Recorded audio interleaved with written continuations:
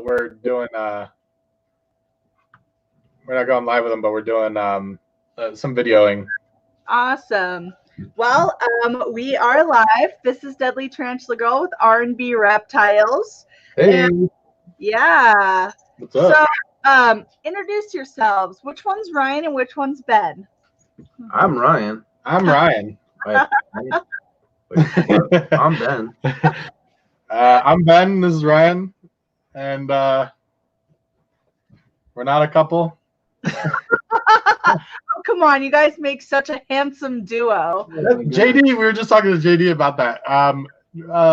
That may be, but it's not the case. We do make a very handsome couple. We're not, though. Oh, there we go. So, I've, as a teacher, I've had a lot of downtime, so I've been doing some safety reading. There you go. There you go. Oh, look at that book. It reminds me of the book that we sent you. That's it. Yeah. So this is a coveted edition that I've added to my reference library. One of the goodies that you guys sent me how long ago was that? Maybe a year ago? Maybe a year. Yeah. That is still a funny book. I'm shocked that they wrote it. Yeah, it's really awesome. And so it's especially funny, now with all these people going crazy. Yeah. I've already interviewed you guys, but give people a quick rundown of where you guys are at and what you're working with. Okay. So we're from New Jersey, and we have a YouTube channel, Instagram, Facebook, things like that. So if you're not following us, go follow us. Shameless plug. And so we work with a lot of ball pythons, which a lot of people do. We also have Asian rat snakes. We have blue-tongued skinks, two Australian species at the moment, easterns and northerns. We also have a handful of insects, some tarantulas, not a lot, but a few. But some invertebrates. Yeah. I don't know. Ryan can run down all of the. Great synopsis.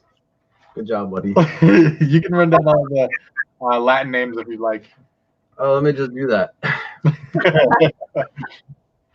And we have pygmy pythons. Oh, and we have pygmy pythons. Yes. Yeah, I actually wanted to ask you guys about that. So one question that I had planned for you guys, what got you into the Asian rat snakes? And then I wanted you to school us just a little bit on the pygmy pythons, because I don't know of anybody else that's working with them. And don't forget, I want, a pair of everything. Yeah. We really got into the Asian rat snakes with the rhino rats. Obviously, they're very visually striking. They have the huge proboscis and super green. Ben loves the color green. I do. And so we found them interesting, and we picked up a pair and bred them for the first time, and it was just a fun experience.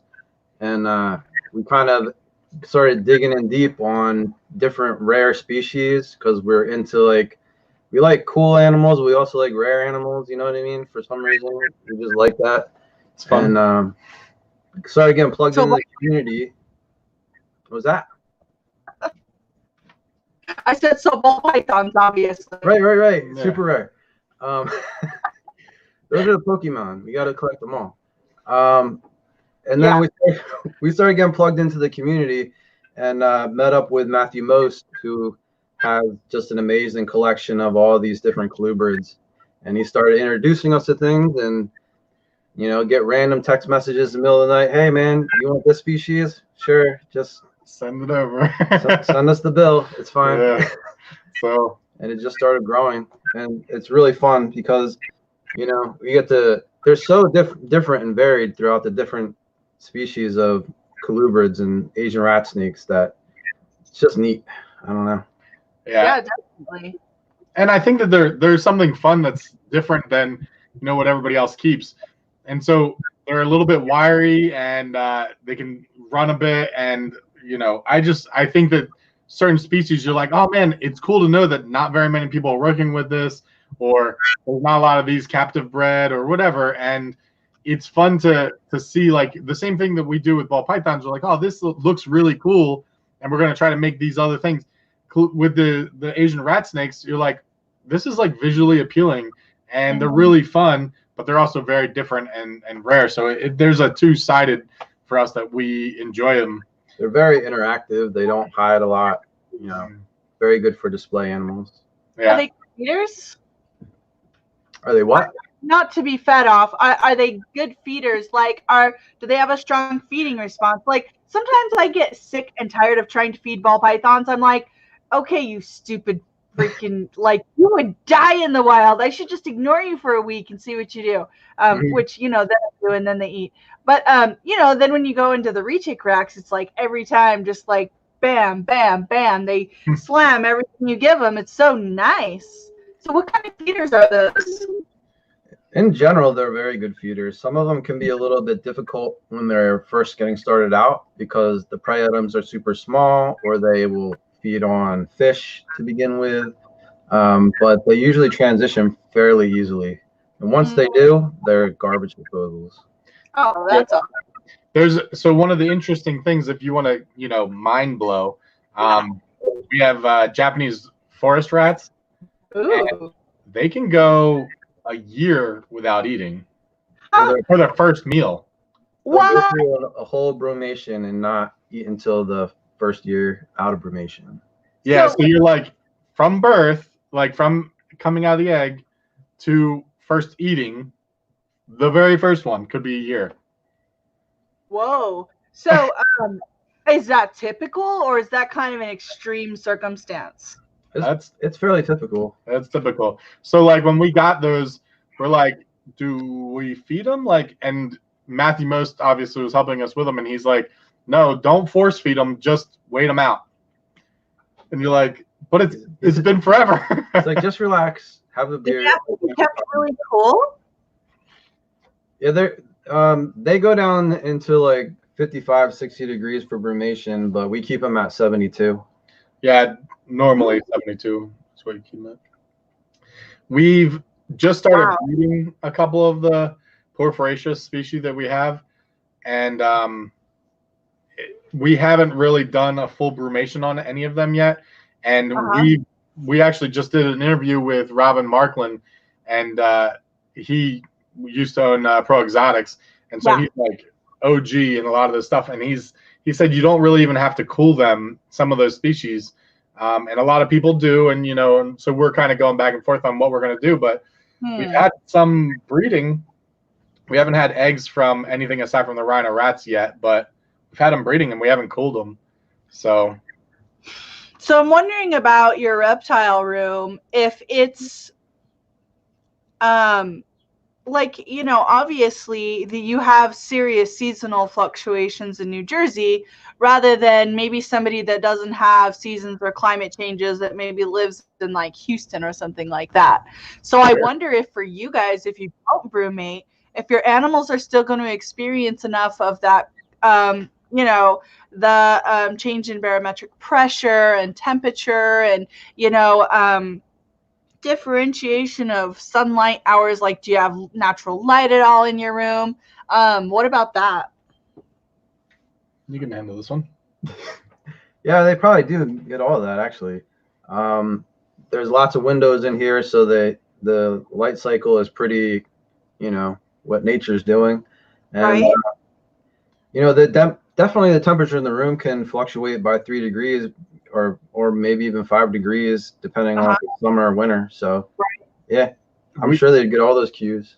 Yeah, and just like with ball pythons, like we have you know, when it rains, ball pythons want to breed. So you crack the window a little bit in the ball python room, and we have 2 separate rooms, luckily now, that we are utilizing, and they're all in Ryan's house at the moment. And so it's good to be able to separate the two, but really, I mean, we have a cold room too that we built to brumate our skinks, and if we need to, our other clubrids. But you just got to be knowledgeable and know what you're doing and keep consistent with it, which is what Ryan does. He stays on top of it all. Thanks. I'm the best. It's funny. Very interesting. So I was actually supposed to interview you guys while you were at Tinley, and what the hell? We were there. Where were you? Yeah, we were there. You were all like, "I'm sick. I'm staying home." Yeah, no kidding, right? And what do you know? Yeah, so I'm happy to see that you two are alive and well. So far. And the world has begun to end since our last appointment. So you guys know I'm going to be interviewing Brian in a few hours. Yep. So that's interesting because you guys just had a whole like kooky weekend with him or whatever. Yeah. But just tell us the whole freaking story about because you guys actually, I mean, it was like the day before or something before it actually got canceled. So I just want to hear the whole saga from beginning to end. And then, of course, you guys are crazy party animals. So let's yeah, you are. Yes. We actually had a date in the hot tub is the real truth. We were supposed to, yeah. Everything fell through. So the four of us doing an interview in the hot tub. Well, yeah, that was the plan anyway. It's going to be a regular segment. We're going to get this done. We're going to get there someday. So, okay. I think that we could go into that. Go ahead. All right. So, so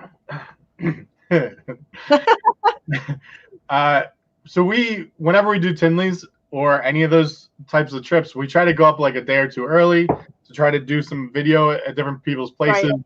And we're always like in October we went to Forrest Fanning's, we went to Matthew Most's place. We just try to hop in and out of different collections and meet more and more people. It's kind of what we do. So we flew in to Chicago on Wednesday before Tinley, and we videoed with Ryan McVeigh, who is the pretty much president of Zilla. He's not, but he's like a director. Or he's something. director or something. Yeah, we don't really know what he does, but Ryan's an engineer, and obviously he works a lot with the public, so he's super involved. Yeah. So Ryan, we went to his house because he has a personal collection, which is cool. And Erica, his wife, also runs the Friends of Scales Rescue. So we got to video both those aspects of what he does on the Wednesday. And then so this is we always pack it in, like that's just what we do. So Thursday we went and videoed Zilla, and then we were supposed to video a Nature Discovery Center. The Nature Discovery Center with the Komodo dragons and everything out there. Yeah. He had like baby sloths, like all these cool things. We're like super psyched about it. We were super psyched. And something happened. He couldn't do it for Thursday, and we said, okay, fine. And then we're like, all right, we'll figure this out. So then Friday, we were so Thursday is when we got told, right? So it was Thursday is when they came. Yeah. Right. Tuesday night we went out to dinner with Ryan, and we got it all set up again for Friday. Yeah. So we're like, all right, we're gonna do it. We're gonna do it Friday, yeah. And we got told that Tinley was canceling, and they canceled it on Thursday or Friday? I'm trying. Friday, I think, is when it came out. And Dave Kaufman had just flown in. I'm thinking, was it Thursday or Friday? It was like the day before, or maybe two. It was the morning of setup. That's what I remember. No, it was probably Friday. It was Friday. But, yeah. Well, I remember exactly where I was. As all of that's going down, Friday. The entire city of Chicago is like closing down around us. Like, wow. they're doing you're not allowed to leave your house orders. Businesses are being forced to be closed. It's like, what the heck do we get ourselves into? Like, yeah. So Thursday night we do dinner. MJ was there. Ryan McVeigh. We had morphs of a different color. Who's this guy's name is Brandon. He's from Louisiana, and he just happened to be there too. And so Thursday night we're like, yeah, let's all hang out. Let's all do this stuff, and it's great. And So Friday we're like, all right, we're gonna go do this the nature center, and then we'll go down to Tinley and hang out with everybody. And I was buying. So we always donate things to the U.S. auction. Yeah. So I went into I was in a liquor store, and I was buying some things for the auction. And as I'm walking in, the governor is talking on the television, and I'm like looking, and everybody in the store is like looking and watching. Nobody. It's like one of those weird episodes from a movie, you know, like everybody's like, "What's gonna happen?" And so I'm looking at it, and I'm like, "What is this? What did he just say?" And the guy's like, "They're closing down the city, so just hang on." And then the guy says, "All right, so no more gatherings of any events, no events where it's possible more than 1,000 people can be there, and then no parties or no groups where there's 200 people or 250 or something like that." Then it dropped down to like 10, and it was like all within the hour. And I'm like, uh-oh. And I look at my phone, and then it's just blowing up. And I'm like, oh no. So we go and we start making phone calls. We're like, but there's breeders that were there. There's breeders that were on their way. Right. So mayhem, right? Everybody in the world was there or on their way there. Yeah. So everybody. So we had appointments with all these people to do videos and do interviews and talk about, even with you, you know. And so we started texting them and calling them, and they're like, "Hey, we're gonna try to salvage. We're not gonna come." Or some people are like, "We're here. We're gonna go down to Brian's." Some people are like, "Oh, you know, we're gonna move around." So everybody started saying, "Well, what shows are gonna be open?" The Grand Rapids show was still open for a little while because Michigan didn't shut it down, and so everybody's like making all these plans. So we get to the hotel at Tinley because we weren't at the Tinley Park Hotel. So we get there thinking there's going to be a bunch of people there, you know, because people had animals shipped in. Right. Let me tell you, they had animals ship in. The vendors got there, and the hotel, like, now this isn't because of their good or bad or anything like that. It's just what they were directed that they had to do. They had to turn away all the shipments because of they weren't allowed to open the doors. Right. So here, you know, breeders get there, their animals arrive and get sent back, and they couldn't even like do anything about it. Oh my gosh! So like, what kind of craziness is that, right? So, and we saw a bunch of people we still saw a bunch of people, friends. Justin Gabelka was there. Bob Vu showed up. Dave Levinson. Pretty much everybody that showed up went out to dinner. Then we hung out at the bar like usual at the Banana Bar. And then it was like Tinley Underground, where people that did show up with their animals were like, kind of like a little bit set up in the room, and you could just go around or whatever. So it was interesting, but it wasn't Tinley. Yeah. So also the police were like, you're not allowed to sell animals in the parking lot or in your rooms because they didn't want people gathering. Mm-hmm. Yeah. So they're like trying to stop people. So it was for real, like with hashtag Tinley Underground, like it was for real. You weren't allowed to like. Everything went black market really fast. Yeah. Oh, trust me. So we're gonna. I think it's maybe next Friday's video is our Tinley Underground video, and you'll see there's a clip in there where we're inside somebody's room, and I'm not gonna say who, but we're inside somebody's room that was all set up, and we're looking at animals. And you can tell me. I won't tell anyone. Go ahead. Go ahead. With your 100,000 subscribers you have on YouTube. No one's watching. Just say it. Just between us. And Shane from Small Town Exotics is on, so he won't. Yeah, no, Shane. Don't tell anyone. But yeah, so there was a bunch of people there, and so Brock Wagner was there, and Ben Cole was there.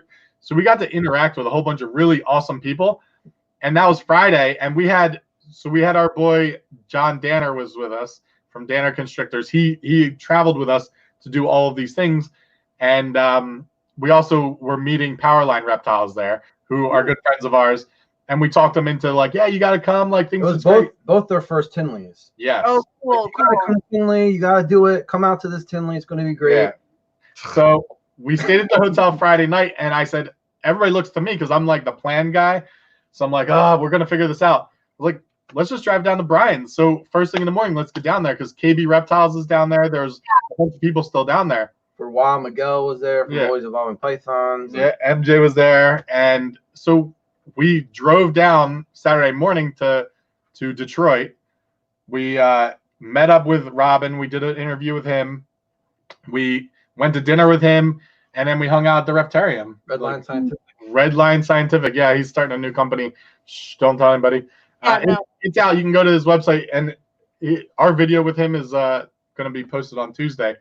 But Redline Scientific is his new company that he's starting, all about growing things. So things to help. He's selling products to help you grow your animals, grow your aquatics, and grow your horticulture. So it's like grow lights and things that you can use that'll help benefit the animals in that regard.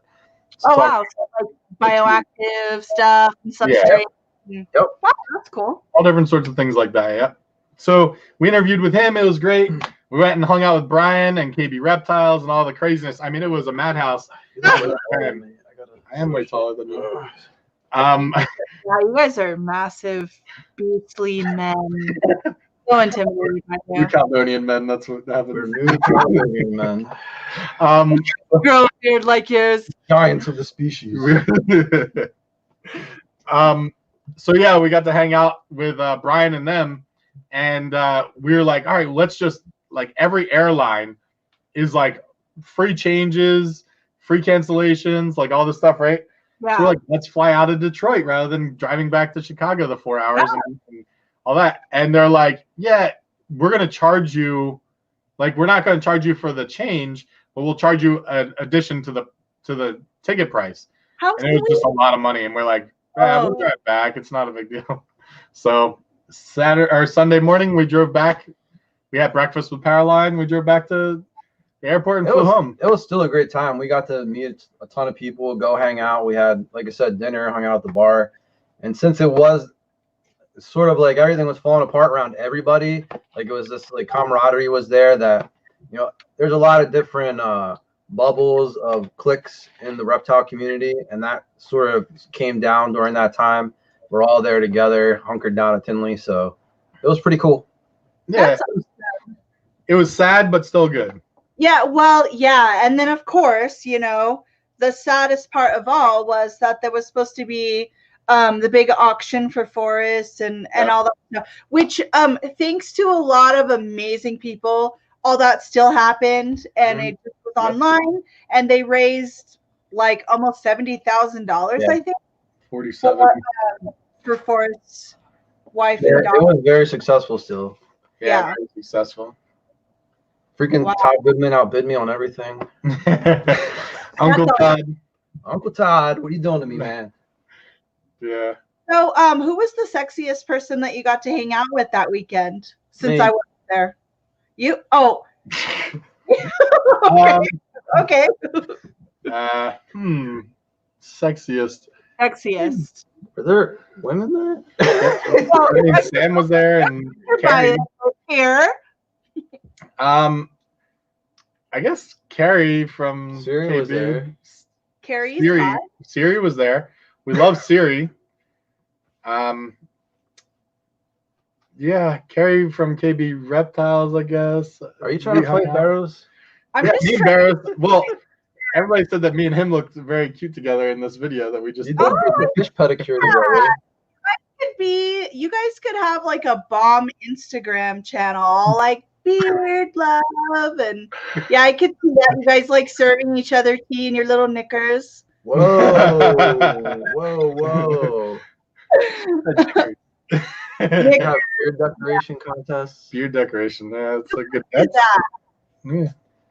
I'm a visionary. What can I say? That's true. Yeah. So I mean, you weren't there though, so all pales in comparison. Well, what can I say? October. We still have October. Yeah. Hopefully. For sure. We're already booked. Yeah. Yeah. Yes. We actually were going to kind of room together, but yes, I know. Forgive me. We're getting a house instead, and but we're I'm not sure. Frozen. Can you guys see me? There you go. Can you see? All right. Can you see and hear me? Yeah, I can see and hear you. I can hear for a second. Yeah. Okay. Yeah. So anyway, so Tinley was a fail, and so is this affecting this whole like quarantine apocalypse issue? So first of all, are you stocked up on TP? Because that's obviously the universe's main concern, at least in America. We're good to go on the TP. Yeah. Excellent. So that's so wonderful to hear. That's actually been keeping me awake at night. Like, are Ryan and Ben taking care of their hygiene in this? Look, we're actually doing trades. If you have any snakes, we have TP. So just let us know. Do you? Yeah, we're doing trades. All right. Do you hear that, world? Ryan and Ben have TP. So now that that's TP and hand sanitizer, we're good to go. So what's actually going on in your city/state? Is everything totally, are you guys like on shelter in place and all that stuff? Yeah, it's essential businesses only. There's a curfew in place. It's what, 9 o'clock at night or something? 8 p.m. And how is that? So it's funny how that works. They haven't issued a real shelter in place just yet, but it is a misdemeanor if you get caught like being out after curfew. It's like 8 p.m. to 5 or 6 a.m. something like that. If you're not going to like the doctor, emergency room or something. Mural at night? I mean, what's so the funny thing in our area that we're in, most of the cops have other things to do.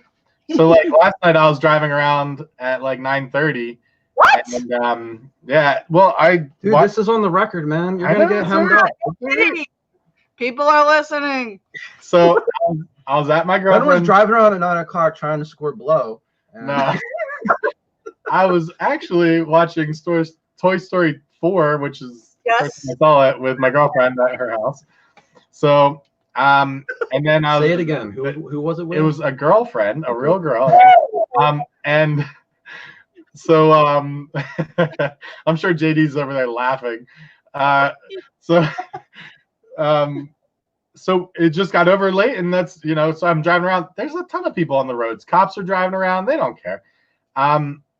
It's a good suggestion to try to help get people off the roads and get people to stop interacting. But I'll be honest, I did see something that, and I'm like one of the guys that's like, all right, guys, it's not a big deal. Let's all calm down. Yeah. But I drove by a park, and there was like 100 people playing basketball together. And I was like, wow, that's licking their hands, touching the ball, and then like they're basically making out. Yep, I know. 100 men making out playing basketball. That's girls too. Okay, 100 basketball players. That sounds like sweat and body fluids and licking and touching balls. Oh yeah, it was definitely a regular adult music video. Okay, this turned weird. So there were ball players at the park. Gotcha. So there's a guy. Take it seriously, but not maybe that seriously. Yeah. So there's a guy on the feed named Darren Watson, and he said just went out in New Jersey. Some of the stores are packed. So yeah, that's a funny thing. I mean, I think that it's good that our country's taking precautions and all this stuff, but it's funny because some people are so dumb that it's like, no matter what rules we put out, I was going to say my apologies to the dumb people, but I don't know. So, we love you dumb people. Please subscribe to our channel. Yeah, we love you dummies. No, just kidding. All my subscribers are geniuses. So, I mean, they're not even listening. If they know it's good for them, don't listen. Yeah, well, I mean, why would so anyway, basically when you have just a few places open, it's kind of like funneling everyone into one area. So I don't know, it's just kind of weird. So here we're not technically in shelter in place. You're not supposed to go across straight lines. If you do, you're supposed to go into quarantine for 14 days. although there are certain people that are getting like badges to cross state lines if they're considered, if they need to for work and things like that. So I'm a teacher. I was actually sick. So I was in Texas. I was in Texas before all this went down at a venomous show. The first weekend in March, I came back really sick. And so I was home from work that whole so I went to work on March 6th on Friday and then left town and then came back really sick. So I was homesick that whole week, and then they shut down the schools. So school has been shut down here for 3 weeks. So after yesterday, we were supposed to go back on April 6th. And then yesterday, the governor said, no more school for the school year. So we're supposed to be finding they stuff. shut you down for the whole school year, huh? Mm-hmm. Yeah. We're shut down until spring break, so it's April 20th. But I really have the feeling that they're going to shut the rest of the school year down. Some districts actually have closed down. I have a couple of friends in different districts Okay. closed down for the rest of the year, but the governor hasn't mandated it yet. Like for legal reasons, if one of these school districts opens up and then you know, a cell of people will start developing corona, like the lawsuits will be ridiculous. We're on YouTube. I'm not doing it in a scare tactic way. This is like legitimate information. No, I agree. I mean, like the school I work in, we're like in cinder block rooms. And I mean, there's like 1,000 people in one building. I mean, all you would need would be, that's Bella, like one doctor in the building. And I mean, kids are gross. I love you, kids. I love you so much. Kids are gross. All people are gross. But people. I mean, in the germ virus sort of way, I mean, we're animals. Viruses spread through contamination. There's no way to stay perfectly sterile. So yeah, it's kind of a disaster waiting to happen. I think putting kids back in schools. Absolutely. I don't know. I worry about everyone working in the medical field, of course. Thanks to all you guys.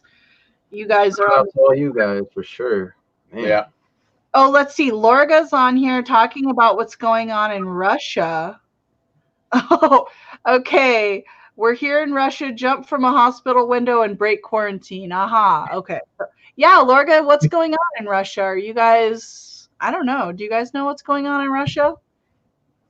Not really. Yeah, I haven't really been up on the Russia that much. I have one Instagram guy that messages me a lot from Persia, and he was saying it's pretty bad there. So I don't know. He works like a entertainment, like a travel agency. Like he takes people on tours, and of course they're not doing that right now.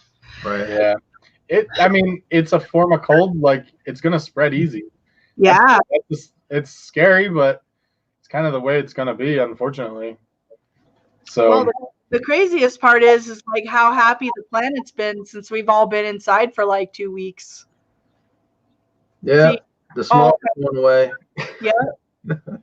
Yeah, like satellite footage over China of like the air pollution like clearer than it's been in like 100 years or something. Crazy.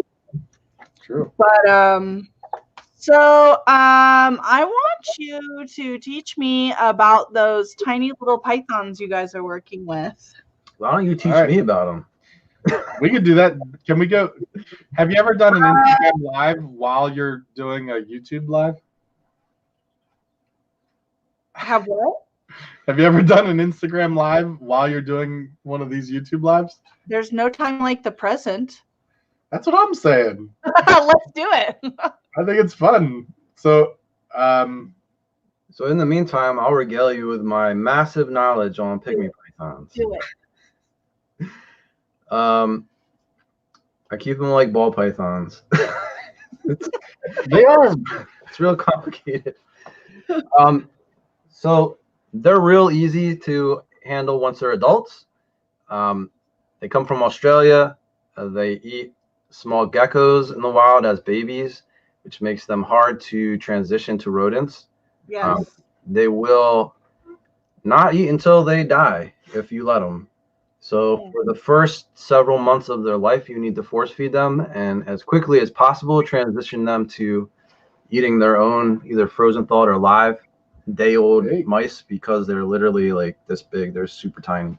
Like the size of a sandworm? Maybe smaller. Whoa. Like way small. Whoa. Okay, like earthworm size? Yes. I've seen bigger earthworms, actually. Yes, they are very tiny. So we're on Instagram Live, just so you guys know, with the Deadly Tarantula Girl. We're doing a live feed, and you guys can see. It's alive within a live. It's alive within a live. Is that are we breaking the third wall here somehow? This is Inception. We're inside Inception. We're inside the inside. Let's break the construct. Yeah. I always want to do this. So I think it's fun. Hey guys. But on a serious note, we have found out some things that people don't talk about. There's not a lot of information about these animals, especially outside of Australia. But for a long time, I was like, I just force fed, and then eventually, like our first clutch we ever had, all the babies died. I couldn't get them switched over, and for whatever reason, they perished. So we had our second clutch this year, which was only 3 animals, I think, or 4 animals. The second clutch was 5 animals. Oh, that's even worse. So we had 5 animals. How many eggs were there? It was 5 eggs. So all the eggs hatched, and I force fed them it took like 8 months went by. I couldn't get them on live. So I kept force feeding them, and then eventually they started taking the day-old pinks. But it would seem that the very next day after I fed them, I'd find one dead. Now, these are the same rodents that I feed to everybody else, so I know there's not a rodent quality problem. And what we're thinking is that due to the prolonged force feeding, there was some damage to the stomach lining. Yeah. And when I finally took that first a little bit bigger meal, because I'm force feeding literally mouse like hopper legs. Oh wow! Super small and thin. And they finally get the first day-old mouse. You weren't pinky pumping. You were like doing teeny little body. I was trying to get as much nutrition into them with every meal, and pinkies are mostly water. So I was, I thought that extra bone and fur and all that stuff may help. Plus, it's easier to shove a foot down their throat than a pinky. But but I would see that the next day they would die, and it would look like there was a black mark on their stomach, like something ruptured. I was like, okay. And then, so I started talking to Justin Juliander. He's one of the guys. We got our pygmy pythons from him, and he's one of the big guys in the U.S. that does it. And he's like, maybe you got to get them on like live day-old pinks sooner. I was like, all right, but you would see it one after another. You feed them, and they would die. So now we have one left from this litter. It's our second litter. It has now taken 6 pinks on its own. It looks like it's going to make it. So there's progress. Right. We lost the whole first litter. We have one left of this litter who looks like it's going to survive. Clutch. Hold on. This is important. This is an Inception moment. Is there a black cat on your couch? There's a black dog right behind me. Hi, Mercy. Freaky. Our universes are parallel, mirroring somehow. It's true. This is true. We need you to go onto Instagram with us and Instagram Live with us. Hold on. So you want me to get on your live, or you want me to also do a live? No, get on our live. Okay. We can get on your live if you want, but we already are our live. You're already on my live. Okay, hold on here. Just make sure you turn your volume down. Yeah. On your phone. For the moral of the story is we're going to get them. We're breeding our own mice now. We didn't have that ability before, so we have unlimited supply of day-old mice, and we're going to get them on live mice as quickly as possible so that they don't get that damage from the prolonged force feeding. Also, we didn't realize that something that people don't talk about is that you can feed them a lot more. Their metabolism's higher, and so you can feed them more often than you would like a ball python. Oh. So we didn't know that, and so we were waiting a little while between feedings, but really you could feed them. Our Australian friends would say like every 4 or 5 days, which seems nuts for us for a python. So no kidding. So are they like mad poopers? Do they poop a lot? Yeah, they're at least twice as poopy as a regular ball python. Yeah, they can be poopy. They're poopy. Are we ready for this? So what's happening right now? Gotta turn the volume down. Gotcha. There we go. So this is very weird. I'm seeing like right up your nose. There. Oh, it's so pretty. Look, there's 2 of them. I love it. Oh, now we have more people joining the live. Live and alive and alive. Look, hold on. Yeah, no, that's. Look at that. Hi, Melanie. Hi. Wow. Crashing. It's so funny. We like doing interesting things. Oh, look, you have another person in your show. Yeah, Melanie. That's my wife. I told you I'm not gay. Ooh, let's see her. Let's see proof of this. Wow, it's pretty. Oh, thanks. Wow. Beautiful wife. Oh, you did very well. I'm on the right one, right? No, You better be on the right one. that would be confusing. What was that? I was just saying, weird. This is getting weird. Okay, I'm getting off the live. I don't know where to go from here. Super distracting. Way to go, Ben. It was fun while it lasted. We'll hop off too.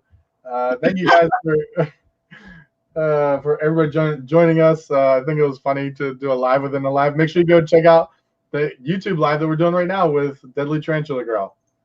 So check it out. Yeah.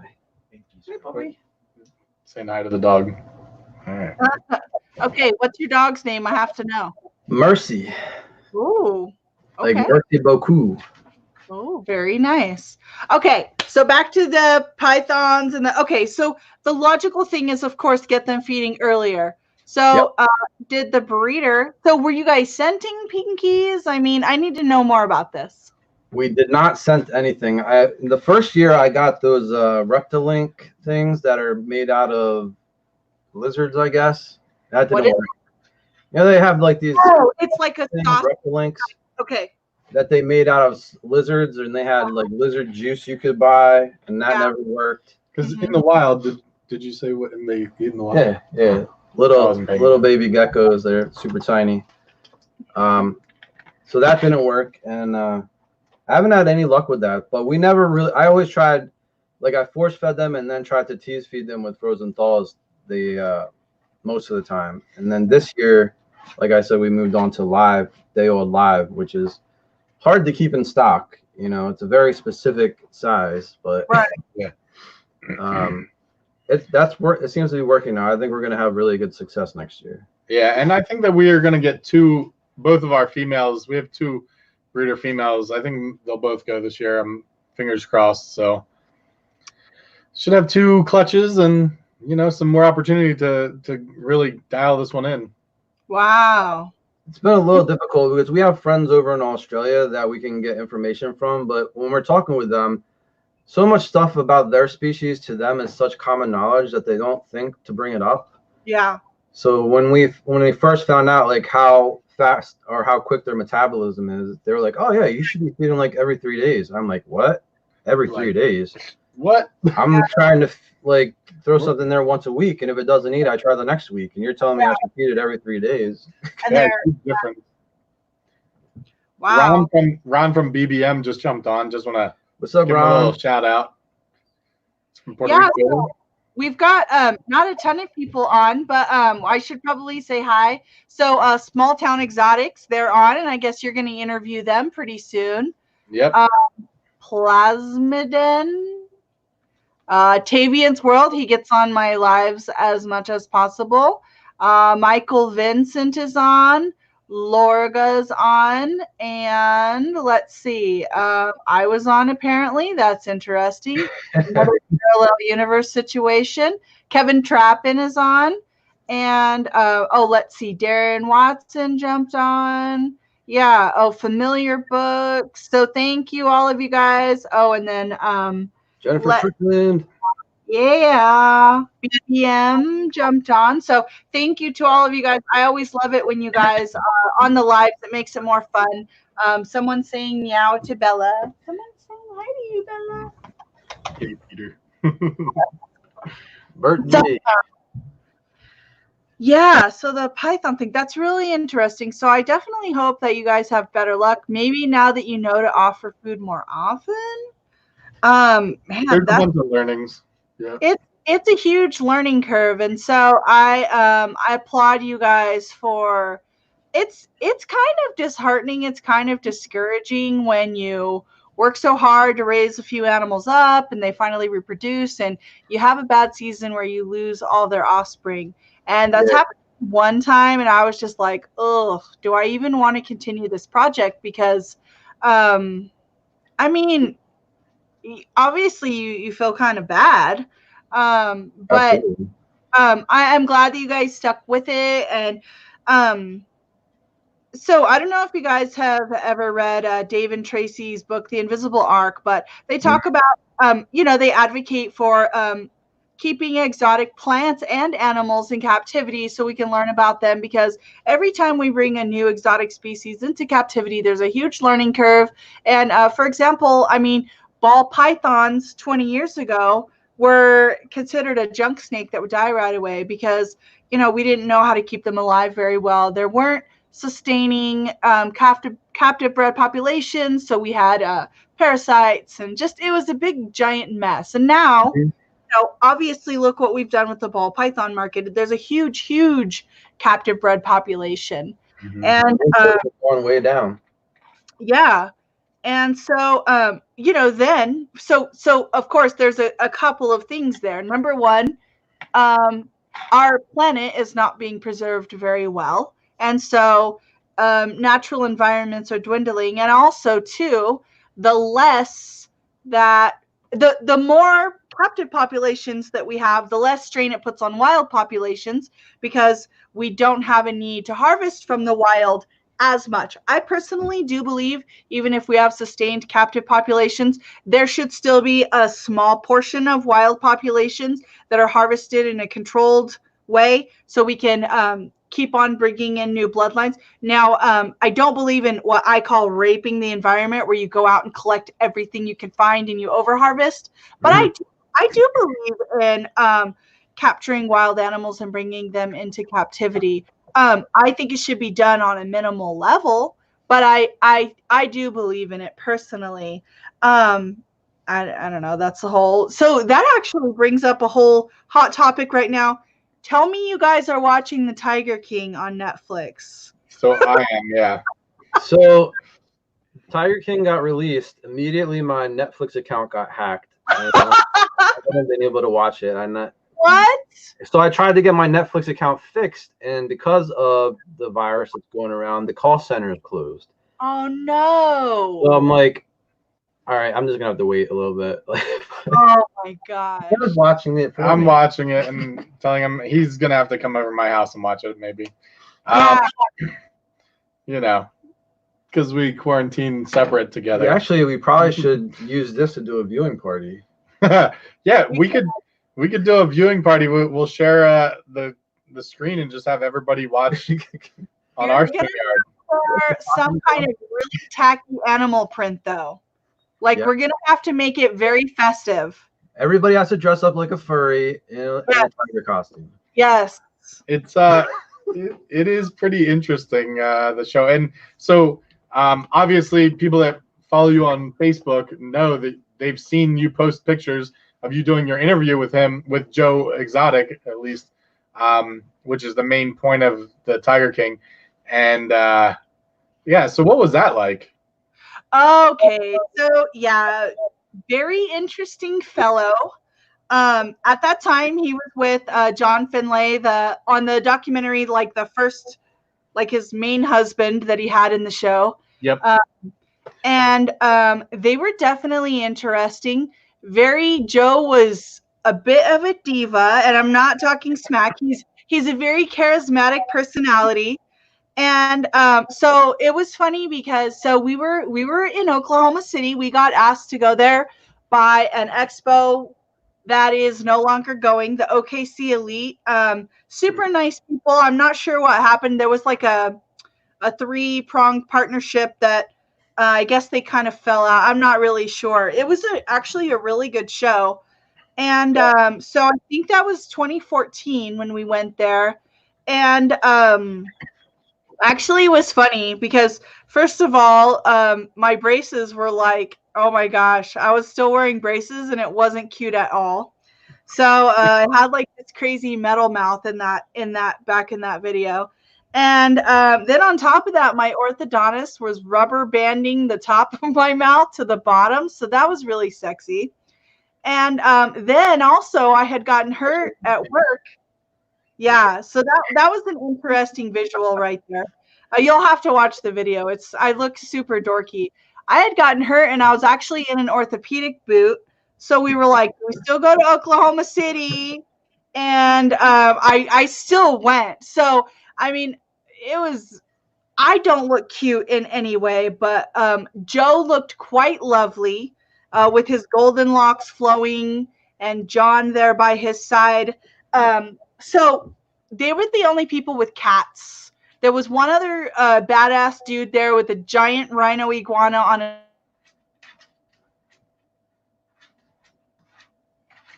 You just supposed to pretend like she's still talking. Mm-hmm. Mm. That's a good point. This is a really long freeze. I don't know if everybody else can. Can you? Am I coming in clear? I said, am I coming in clear? Hey. Yeah, can you? I'm back. You're back. After our commercial break.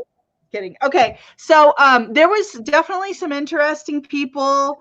But Joe had some cats off on the side of the room. He had a white tiger and a tull liger kitten. Liger, which is a lion tiger, bred to a tiger kitten, also there. He's into hybridizing. That's been another one of his whole, like, people are against it. They don't think he should be doing it. One of the draws of the lion tiger hybrid is that some of them lack a growth inhibitor gene. So that's when a mammal reaches adulthood, they stop growing. But some of the hybrids, they don't get that from either parent. And so you end up with this like massive giant cat. And so I don't know if that was like his main goal or if he just kind of he was always sort of looking for the next big thing. And, you know, having a unique animal obviously could be a draw.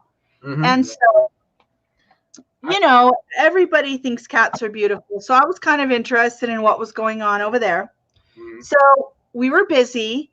We had a new guy with us. So, you know, we're just kind of like trying to teach him what to do. And so we were just busy. We had quite a bit of traffic coming by the booth, even though our channel was not that old yet. So, you know, we were kind of trying to like visit with people and sign some stuff. And so he ended up coming over to us first.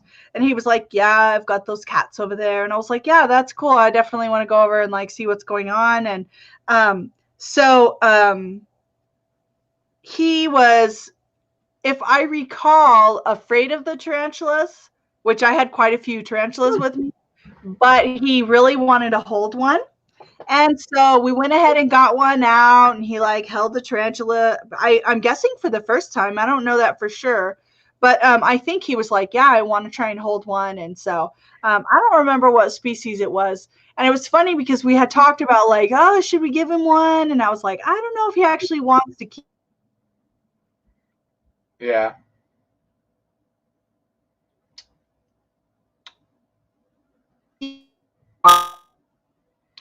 New Mexico has rough Wi-Fi, I think. She's in Mexico? New Mexico. New Mexico, Old Mexico. Shane, thank you for picking up on our Wonka reference. Right, completely. Okay. Hey, Back? we're back. Yeah. So, anyway, so he really wanted to be interviewed. Obviously, he is a showman and loves to be on camera. And I was like, yeah, sure. You know, I would love to interview you. And so I thought it was pretty cool because they had so at that time, they had like a really nice trailer, like a travel trailer that they kind of like lived in when they were on the road with the air conditioning. And it was pretty nice. So it was funny because he would kind of like get fed up with people and go out to his trailer.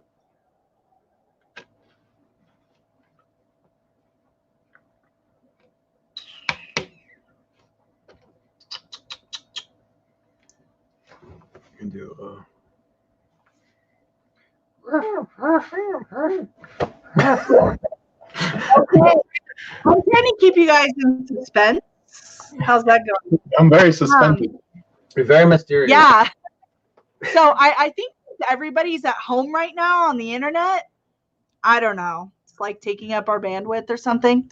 So anyway, I think I didn't get over there with my camera until Sunday.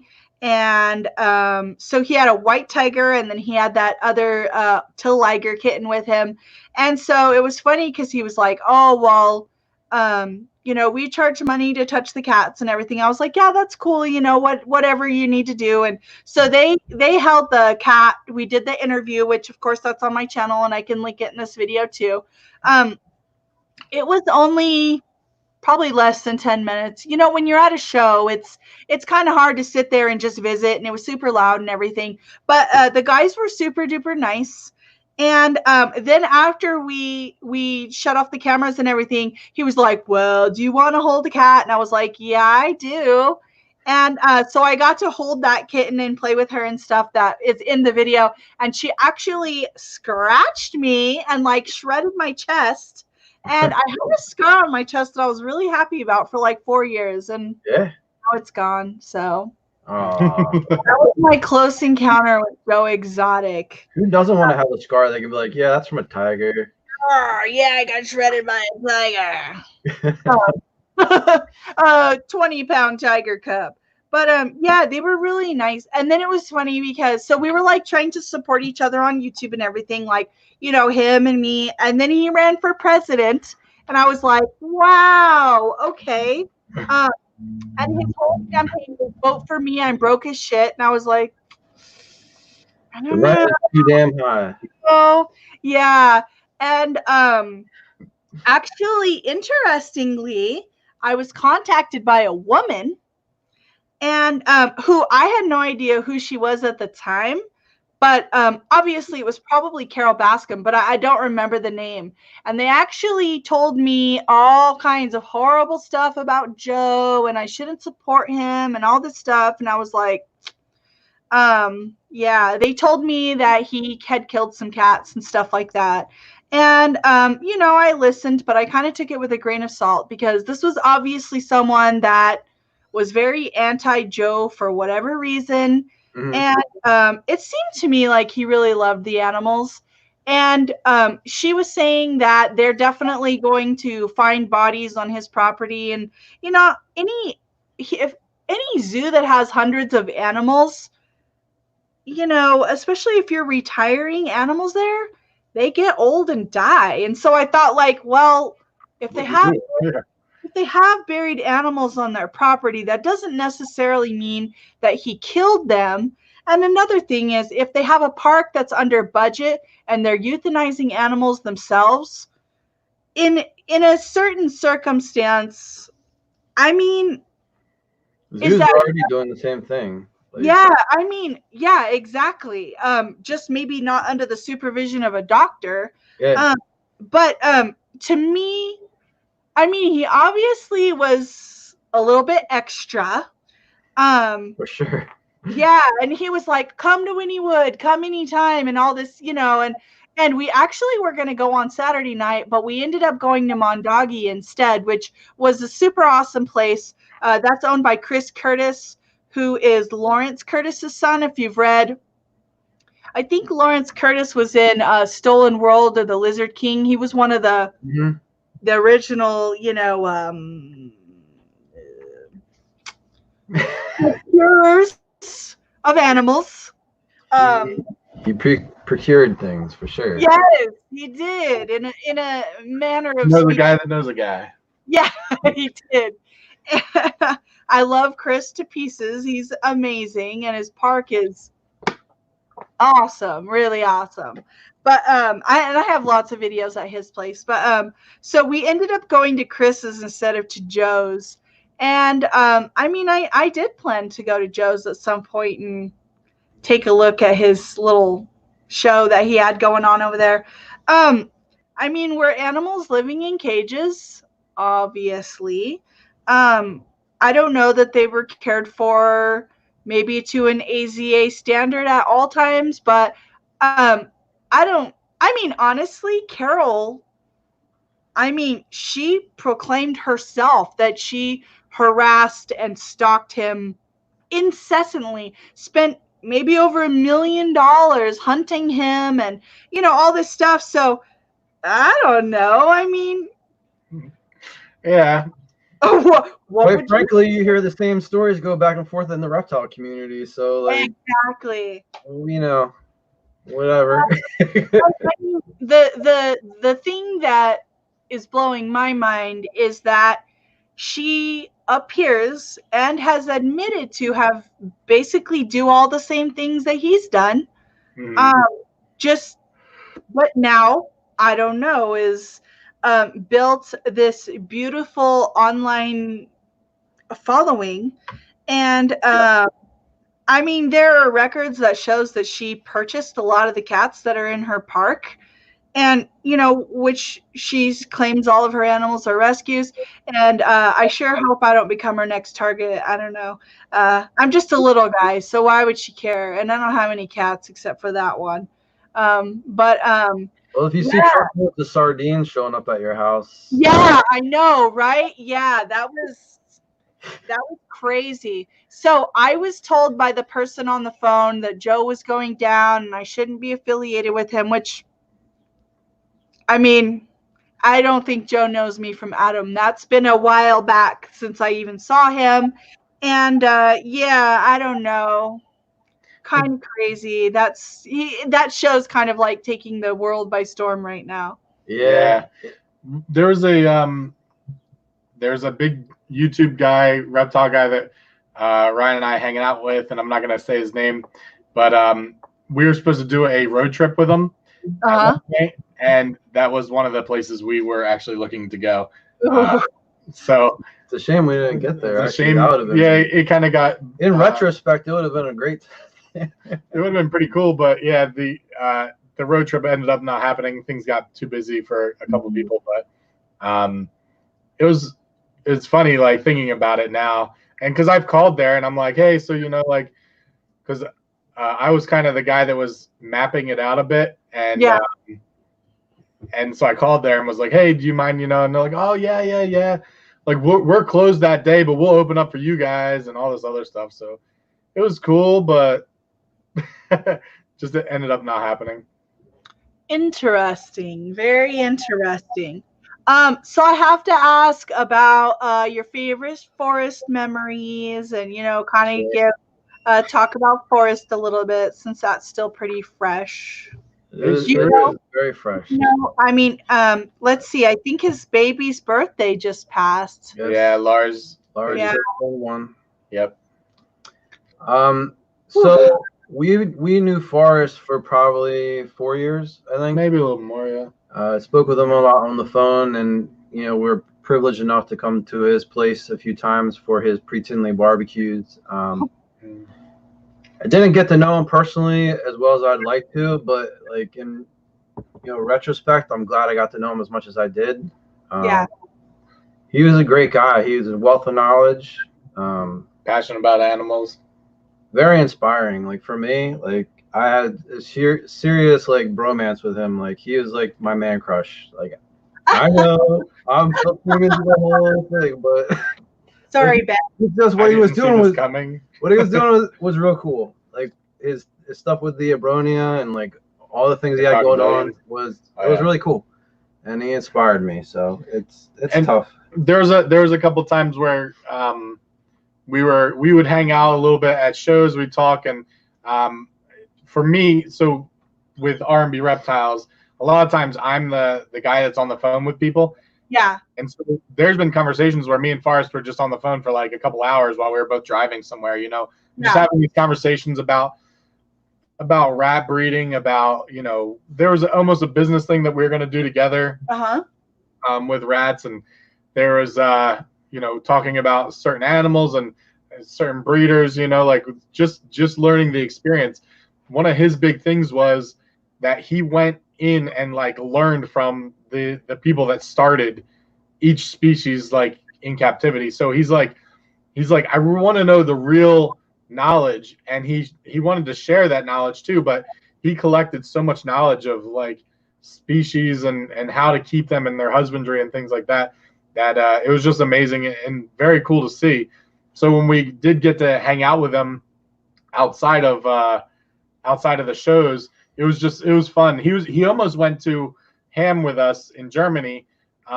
He was like the day before he bought the ticket, he's like, "Oh, I'm buying the ticket, I'm coming with you and whatever." And then like the next day he goes, "Oh man, something came up and I can't make it out there." And so it was like really close, and we were just gonna have a long, trip with him. Yeah. Happened. It's a shame that it didn't happen. But we've talked about with him before about trying to go again or to do something else, and so it's a shame. And we have a few pictures of him, but one thing that we're always guilty of is, and Ryan talks about it all the time, is we live in the moment. So you're like, this last year when we really started pushing our YouTube a little bit more and our Instagram a little bit more, we started taking pictures and filming a lot more. But in a lot of our experiences, we're like, "Oh man, this cool thing happened. Like we hung out with Barchek all day. And we went, we did all this stuff, or we hung out with Forrest, or we hung out with whoever." And we're like, at the end of the day, like, "Oh man, did you get a picture of that?" Nope, not a one. Yeah. And so, like, what you mean? It's so crazy. On Ryan McVeigh's the Madison Area Herbological Society, he posted like, "Hey, everybody, post pictures of Forrest." I only have a few that it's us and Forrest, right? Which is, it's just a shame, but I have, I do have some, but not a lot. And we did do a couple videos with him, which are on our page, but it's a shame. Sad situation. You never like hearing somebody so young. I mean, he's our age, I know. It was very surprising. Yeah. Yeah, it definitely shocked me. So one viewer is saying that they never even heard, really what happened. So I know on Desiree's post, she just kind of indicated that it was health related. Mm-hmm. Yeah, I think the family is just keeping that close to their chest, like. Right. Yeah, and that's not something that we ever want to focus on. Like you just want to share the loss and share the support. We know that he did have some physical stuff going on from before, and it's tough to say exactly what happened, but in some certain situations. But the overall is that we lost a great person that was in the community and a good friend of ours, and sad situation. Yeah, definitely. I think it took everyone by surprise. It was sudden. We do know that. Yep. And that he probably had a whole lot more to give. It's especially sad, of course, for his wife and son, because it's terrible. They were all so young. Yeah. Desiree's like tied real big into the business and all of it. So it's, I just couldn't even imagine. So we try to reach out, and I've texted with Desiree a little bit. Yeah. Here and there, just to say, we were thinking of her and praying for her and supporting her. But good. It's a tough situation. Yeah, especially it's already tough for her to begin with, but then like every time that she goes to anything community related for reptiles, it's just right back in her face what's going on. It's got to be very difficult. So yeah, and she's awesome, and we love her, but it's a tough situation. That's got to be hard for her because, you know, whether people are being, I mean, no matter how people are reacting, of course, there's almost no matter what you do, it's going to feel sad. It's going to feel tragic. It's going to feel, you know, I mean, you want to say something, you don't want to say something. I mean, and she's got big shoes to fill. So I'm sure it's going to be a hard decision for her in the future. If she wants to try and continue to carry on that legacy. But if I understand correctly, she's had animals her whole life. Yeah, so she was just as into it as he was. So it's not like she just was helping him. I mean, it truly was them as a couple working together to build that empire. it was a shared passion for sure. Yeah, and she ran a lot of the business side of the rodents, I believe. Yeah. So she knows a lot of what was going on and things like that. So that aspect of it, it's good, but still, you know, how do you? Yeah, there's no, I can't. It just, we send our love and condolences and respect, I guess. Yep, probably. I didn't know Desiree at all. I'd only met Forrest a time or two. And so just that he did so much in such a short time. That's one thing that really impresses me. And a lot of people, I feel like, in the reptile world, they're kind of, a lot of them, I feel like, get into it because they feel like, you know, maybe they go to a show and they see all these high dollar snakes and they see it as a good financial investment. But Forrest truly had a gift and truly had a passion. And, you know, I mean, I don't discredit anyone who's looking for financial gain because that's a smart thing to do. And it's really the best for the animals. I mean, look at Justin Kobelka's success. His animals have the utmost care because he's making financial gain. I mean, absolutely nothing wrong with that. But I also do really love and admire, and Forrest was wildly successful as well. Just that he had a true passion and a true talent, which Justin does as well. Now I sound like I'm making it sound like they oppose each other, but yeah, just Forrest was an awesome guy, and he loved life, and he did a lot, and so that's pretty awesome. Mm-hmm. I agree. Did you guys know Ben Rennick? So not really. Not as well. We met him a few times at shows. We saw his stuff. Like, we didn't, and we interacted with him a little bit in that capacity. And super nice guy. I've always, you know, thought that he was a good guy. And whenever we talked, I'd be like, "Oh yeah, you know, my name's Ben. Your name's Ben." Like, and we would laugh about that stuff. But we didn't really get to know each other that well. Yeah. We do know Dave Levinson very well, who kind of took over or is helping manage that collection now. Yeah. So involved with the whole situation, but didn't know Ben very, very well. I know that was kind of earth-shattering news when that came out about his wife. That's pretty crazy. Yeah, we raised money for her stuff. I was wondering if any of those funds were going to be recovered. I mean, there'd be no way for them to be. Yeah, we're not going to. I mean, no. I mean, I just hope that it went to the kids, really. Yeah. Exactly. And that's who I'm thinking about at this point because, of course, now they've lost both their parents. Yeah. Really sad. Yeah. Very sad. But yeah, on to happy stuff. Yeah, let's get on to happy stuff. Hey, so I have a Tiliqua Freaks shirt on. Ooh, very nice. That's a Australian guy, Colin Schumark. I got the Powerline crew repping. Woo! Breeder. Very nice. Who you repping? Let's see. Little Red Crop Top. How's that? Whoa. Now we're getting some ratings. So tell us about your brands that you're repping. That's cool. So these are just some of our personal friends that we've met throughout the years in the industry. Yeah. I just I like supporting other people. Ryan actually yells at me all the time. When we go to shows, I always wear somebody else's shirt. I don't wear our shirt.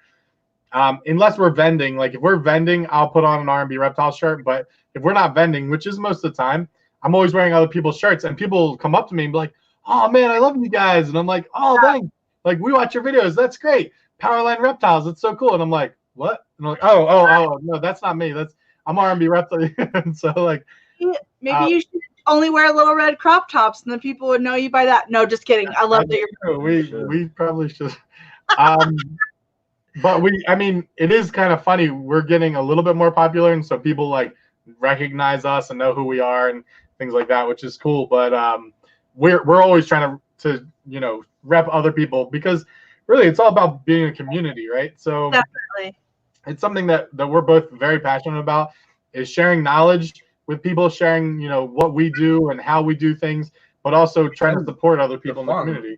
Sharing the fun with everybody. Like this is a great time. It's a passion, yeah. And there's been a few times in the past where people have been super negative on each other, we're all in competition and stuff like that. And we firmly believe that there's plenty to go around for everybody, and we can all just enjoy this together. So I don't care if we're repping Powerline or if we're repping Taliqua Freaks from Australia. There's enough to go around. We can all have fun and not, backstab each other. Yeah, and I think there's two things to that. Number one, it's way more fun to be friends with everybody and to hang out and be friendly. Absolutely. And a positive part of the community. And second of all, for most of us who love the animals, kind of the underlying sort of reason or passion or motivation ultimately is conservation and knowledge. And so I love, yes, technology can be a pain and social media's damaged the human race, rah, or whatever. But it's also been an amazing tool the truth is, I am very geographically isolated from anybody else. I never would have met almost any of you if it weren't for technology and the internet and social media. And I think that YouTube and Instagram and Facebook and TikTok and all of this stuff, I think that they are amazing tools. And so when we started our channel in 2012, 2013, we really were focusing on teaching people about inverts and tarantula care specifically because the reptile world had started to turn around to a point of people starting to share their secrets and all this stuff. The invert world was still, they had not crossed that bridge yet. They still were very private, very secret. People who were best friends would backstab each other, not tell each other how they got that certain animal to reproduce. Oh, okay, I flooded the cage. Okay, why didn't you tell me that? Oh, I took the egg sac from the mom because she'll always eat it. Okay, why didn't you tell me that? So it sucks, and ultimately it's damaging to the animals. And so we started trying to really blow the top off of all that stuff. And then once we kind of had built a pretty strong following, we decided that there were no women showing tarantulas on YouTube at all, none that we could find. And we talked and we thought, well, having a woman, who's actually doing it day to day and has, already over a decade of experience, that'd be useful. And so, then once we got that kind of well underway, then we started showing a lot more of what we also do, small mammal and, of course, reptile and all that stuff, which is really fun because I hadn't been in contact with most of you all until we started showing some of the work we were doing with reptiles. And then I started popping up, like I had no idea when I first friended you that you had any idea who I was. I was just like, oh, this dude seems cool. And then you're like, yeah, I watch you on YouTube. And I was like, wow, that's awesome. And yeah, now here we are. And here we are, like best friends. I know. I love you guys. In quarantine, separate from each other. Yeah. Oh, hey, love from a distance. It feels so cold. Oh, yeah. No, that's also, and we agree. I mean, we connect with people that we never would have thought we could, It's also great because, like you're saying, not a lot of people, like for a while, it was like everybody wants to keep their secrets, right? Because you figured it out. And if I let you know how I figured it out, then you're my competition. And like, that's true to a point. But like, if you're trying to grow a community and you have people that are just bashing their head against the wall over and over again with zero success, is that fun? Are they going to want to keep doing that? Are they going to share that passion with somebody else?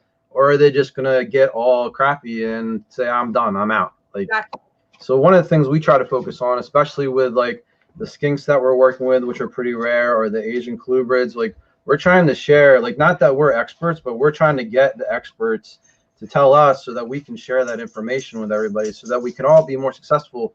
Ultimately, it's better for the animals. It's more fun for us. It'll be more fun for anybody else that's getting into it if they can, keep it alive, reproduce, stuff like that. So, and build their passion. When talking with Ryan McVeigh, one of the things that he talks to people about and what he says all the time is he wants to help people with their husbandry so that the animals are not just in, not that he has anything against racks or rack systems or anything like that, but like when you're having a pet, he wants to make it so it's a display, the display looks good so people can be excited about it. Right. Because when people get excited about the animals, then they care for them better. They want to continue to do them, and they build a passion for the hobby. They build a passion for the species and for keeping people, keeping animals in proper ways. Mm-hmm. And that's something that, it hits home with us as well. But we want to share with people as much as we can, because you got to build into the dream of owning a bunch of animals and being able to do this, and because there's days where it's not fun, and there's days where it's tough, and there's days where you're just like, man, like Ryan was telling me when I first got over here today, like I've been cleaning every day and I feel like there's still more to do. Like, and there is. Yeah, there is. There is. And I'm like, on the social media side, I'm like, yeah, from about noon till about 11 o'clock at night, I'm talking with people every day now. So it's like, so there's things that are like a draw on it, but then also if you're doing these things and you're building passion with people and you're sharing your knowledge, and when people reach out to you, you're responding to them. Yeah, the shared experience is huge. It's huge, and people, it just uplifts the community. It uplifts, the hobby. It uplifts, and then ultimately, like what you said, it's detrimental to the animals if we're not sharing that information. Exactly. So there's a lot of aspects to it that play into our wheelhouse, where we're constantly trying to make other people successful. Right. That's really what I want to do. I want to make other people, not just me. I want to make other people successful. That's what I want to happen. And like you both have basically said. So let's say you sell a guy a ball python and it doesn't want to eat, and it bites him a couple times, and he's got it on paper and he's like, I don't know, maybe I'll keep it till it dies, maybe I'll sell it. But are we really growing a passion? Is he really building confidence as a keeper? But let's say you guys give him a couple tips when he first gets the snake. You obviously kept it until it was well started. He does really well, and it grows up. He goes to a show and he's like, hey, maybe I want to try and breed this snake. In a couple more years, he has a clutch. He's excited. We're growing potential customers there. So it's best for the animals, it's best for the breeders, it's best for the customers, it's best for the industry. And so, yeah, I'm a huge believer in a lot of things: educating your buyers, supporting your customers, doing educational outreach. I have people So I'm a belly dancer. I've been doing that for 15 years, and I've been working with reptiles for a long time. So maybe 8 or 10 years ago, I started belly dancing with pythons and stuff. And I have people. I have a belly. And You, there we go. You could do it too. Red crop top, python. I got a belly. I mean, I don't know that people would pay to see it, or actually, I don't know if people would even accept payment to see it, to be honest. But it can be done, I guess. I don't know if I have the real moves. DTG jumped you right now because you started getting weird. I'm not even getting that weird. Yeah, I always joke around about, and while you're locked up right there, I always joke around about doing funny things that I joke around about doing funny things just to get people interactive, and it's funny, but it's also scary and sad sometimes. So. You know what, Ben? I love you all the time. I love you too. Yeah. So, yeah, it kind of stinks about the internet right now. Okay, my cat's taking care of her hygiene. That's always good. Wash all of your parts, everyone. Yeah. So, I really wish. I hope that people have heard most of this. I think they have. So you guys sent me a box the last time we filmed, and it was totally amazing. Did you send us a box? I feel very safe. Ryan, go check the mail. No, I didn't. Oh. Because I know. I thought we were going to be in a hot tub and Tinley and all that stuff. True. So I'm sending you a box. Are you? We are going to send you a box. You don't have to. Oh, stop it, you guys. I must send you a box. And so you guys are going to have to be watching out for that. Okay. I just think you guys are super amazing. Your channel is growing beautifully. Do you have any secret tips for us? Secret tips to be consistent. Yeah. We're growing, but we're not growing like crazy fast. But I think we're doing well. I think being super consistent and getting yourself out there, interacting with people, and trying to stick to certain guidelines, I guess, which we do sometimes and we don't always, and don't get all hung up when your video's not doing well. We just had a handful of videos, really good videos too, that just aren't doing as well as normal, which is just, it's frustrating sometimes, but you just kind of gotta like, all right, and just keep going. Yeah. And don't get hung up on it. But also, if you can interact with people that have excellent followings like you, it probably helps, We're going to be doing a whole new series of videos, I think, through all this quarantine stuff. And I think people will enjoy it. I don't want to give it away too much, but yeah, I think staying consistent and talking about the new podcast. I didn't say anything about the new podcast yet. We are going to be doing a podcast soon as well. And so we're going to do a podcast, but we're also doing a new series of videos as well. So we're just trying to keep things interesting, keep things changing up and all, but also stay consistent is probably one of the biggest things. Staying consistent, staying out there. You have to get a bunch of videos out, like the number of videos online, it matters. So just keep on plugging away. And the quality of the video matters a bit. The quality of the video. Make sure that your audio is good. We try our best to make good videos, but Yeah. Wow. So and when people contact us and they ask us questions, we always say, well, buy an okay camera and buy a microphone. Like those two things are huge. Right. The microphone was a significant difference. I totally agree, especially if you're going to be out and about doing stuff, because I mean, having that audio and those vocals, people being able to hear what you say. In fact, I'm going to joke about this. I'm interviewing Brian Barczyk at 4, and I interviewed him before, and not so good. It wasn't so good. I mean, my channel was young. I didn't know what to do. We didn't have a microphone. So I'm going to make fun of myself. But yeah, so Small Town Exotics is saying guinea pig. Maybe they're talking about your podcast. So he's going to be the guinea pig for our Okay. our new series of videos. Awesome. So somebody so we're gonna start a podcast too.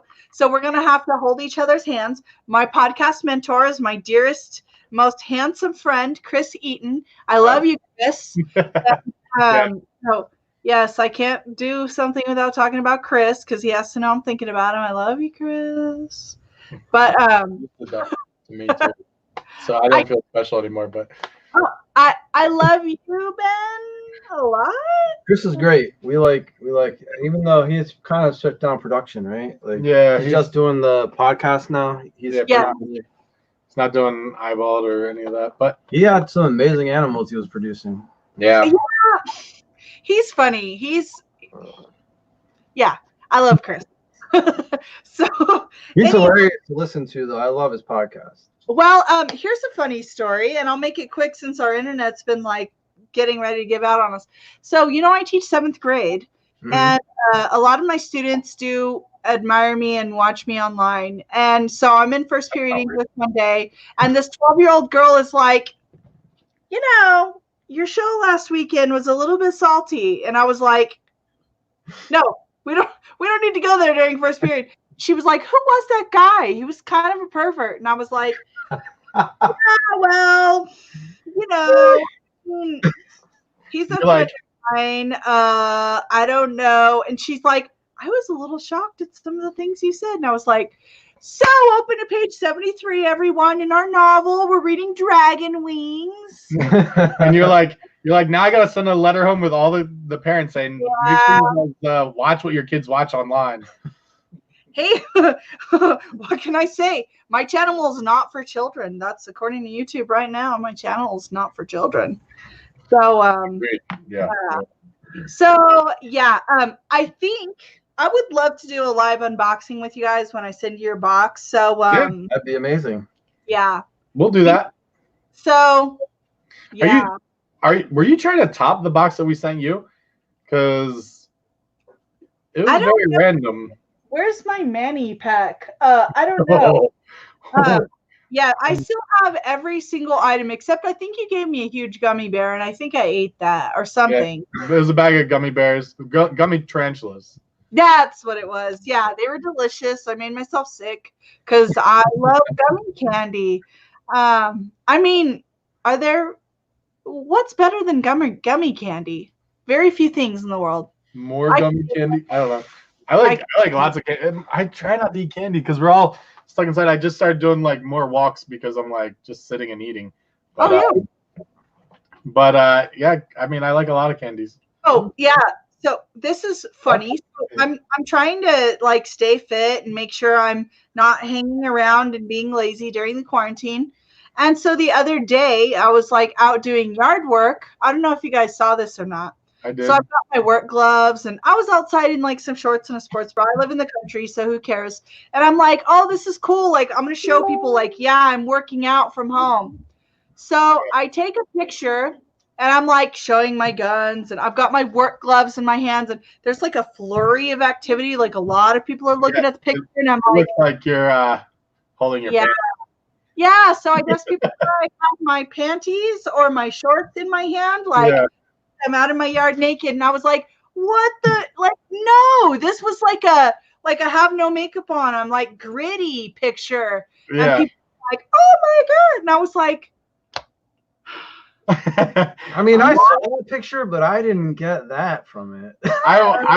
Well, because I know you, and I know, like, so I'm like, obviously that's not what it is, but I laughed because I was like, I bet people are going to think that.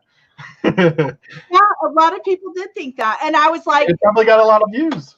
Yeah, and I was like, when I read the first comment, I was like, are those your bottoms in your hand? I was like, what does that even mean? And then I was like, oh, no, it's not. Yeah, do you think I could pull that one off, like holding it? But my boxers would be like unmistakable in my hand. Is that, people would think you were holding a parachute? Maybe like, is that a? Could be. Yeah, I think you should wear red crop tops sometimes. Just To be you. Just to I mean, I don't know. we've seen it. We get the monetize. I think it's the problem. Oh wow. Okay, so people are commenting on this now. It's getting a little crazy. We only see the YouTube side on ours from our side. Yeah. So Side. so the last comment actually says, "Please don't." So I'll just leave that. It's okay, Ben. It's all Yeah. right. Don't cry. I love you and all your beautiful lumps and bumps. I love it all. Well, I appreciate that. As you appreciate mine, I'm sure. It's You're great. yeah. So You're weird at all. all right, we should probably cut this off here before it gets any weirder. Thank you guys for joining. I think you're absolutely amazing. So tell people how they can find you and all that stuff before we go. So we have a YouTube channel called Deadly Tarantula Girl. Subscribe. R&B Reptiles YouTube, please subscribe. We try our hardest. Do it for sympathy, please. Just feel free for us. I'm more of the like, yeah, hopefully you guys like us and you'll subscribe. So Instagram R&B Reptiles. Try to post really interesting stuff. Yeah, it's funny. Our Instagram, we post pictures, of different things we got going on, little videos of what we got going on. And Ryan posted a picture of a fancy mouse, and it is like blowing up. Like I said, we're breeding mice now, and I said if I'm going to breed mice, I want fancy ones. So I found this cool picture of a fancy mouse. I said, anybody who's breeding these, let me know. All of a sudden, it's got like 5,000 likes. Yeah, like 1 million shares. I'm like, what is happening right now? Yeah, why? They don't do that with any of our other pictures. That's the thing that happened when I took a picture in the yard with no makeup on. I was like, oh, people like the natural look. No, they thought I had my panties in my hands. Yeah. I don't know. People are weird. What can I say? Yeah, that's us. R&B Reptiles on YouTube, Facebook, and Instagram. Yep. And the Facebook is and YouTube are R&B Reptiles. So like that's our legal business names. R&B Reptiles. So that's the real one. But on Instagram it's R and then the word and the letter B, but all underscores. I think if you search it both ways, it comes up. It probably will come up both ways. I'm gonna link all of it so everybody can find you and see your beauty and everything you guys are doing. Try not to post pictures of us. So if you guys are worried about that, you're fine. I'm gonna. We could do like workout pictures, but we're like looking at little things. No, we can't. Look at me all sweaty. I have like a cantaloupe. We're gonna get negative subscriptions now. People are gonna like unsubscribe. Oh, did one of you just do squats in a video? I did. Yeah, that one's pretty embarrassing. Yeah. I think I sent you a picture of me with the headband on. Oh yeah, that was hot. So, we went to our friend's house, Lionel. He's from Excess Royals, and he has a really nice collection of ball pythons. It's not a huge collection, but what he has is like just really high end stuff. It's really good.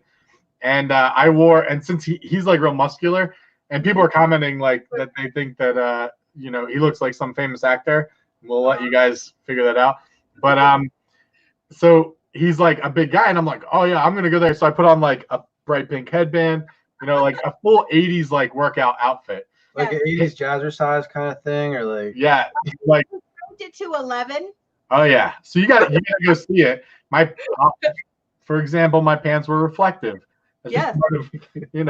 But anyway, yeah. So in the bloopers of that video, he's like, "Oh, you're gonna do squats," and so I did squats, and it was funny. Cried for days after that. It was. I thought that he would make me do a workout like of something, and I'm like, oh yeah, my arms are ready, like and all this, like I can do and whatever.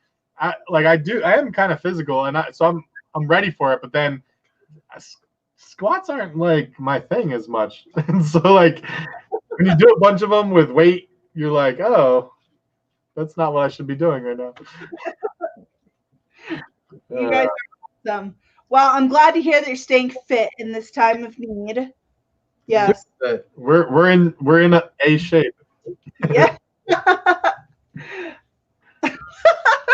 Awesome. Well, as always, you guys are the best, and we're gonna Thank you for having us on. Yeah, thanks for having us again. always. You guys are so much fun. So make sure and be contacting them and watching them and subbing them, whether it's out of pity or just because you love what they do. Either way, yeah, and me too, of course. So thank you everyone who was here on the live. I love you guys. Be Thanks, safe. guys. Yes. We're here. And I'll be back at 4 o'clock with Brian Barczyk for all of you guys. Make sure you check that Tune in out. for that. Barczyk's the man. He's pretty cool. All right. See you guys. Yeah. Thanks.